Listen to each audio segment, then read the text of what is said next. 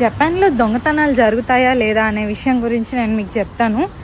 నేను చాలాసార్లు ఇప్పటికీ పర్సు కానీ లేదంటే బ్యాగ్ కానీ ఎక్కడైనా మర్చిపోయి వచ్చేస్తున్నా వెళ్ళేదాన్ని. వెళ్ళి మళ్ళీ ఎక్కడ ఉంటే అక్కడే ఉండేది. అది ఎవ్వరు తీరు, పక్కన కూడా పెట్టరు, అలాగే ఉంటుంది, ఎవరు తొక్కరు కూడా. అది ఫస్ట్ పాయింట్. కానీ విచిత్రం ఏంటంటే ఇక్కడ గొడుగులు తర్వాత సైకిళ్ళు ఎక్కువ దొంగతనాలు చేస్తారు. గొడుగులు చూపిస్తా మీకు.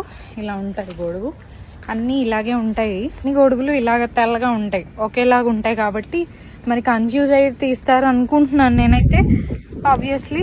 అందుకే షాపులు బయట కవర్లు కూడా ఉంటాయి, మాల్స్ తడవకుండా.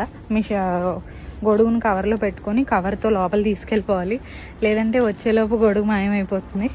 సో ఎవరైనా సరే కొంచెం గొడుగుల విషయంలో అలాగే సైకిల్ విషయంలో జాగ్రత్తగా ఉండాలి. విలువైన వస్తువులు బంగారం ఏమీ పోవు, కానీ గొడుగులు మాత్రం పోతాయి. అది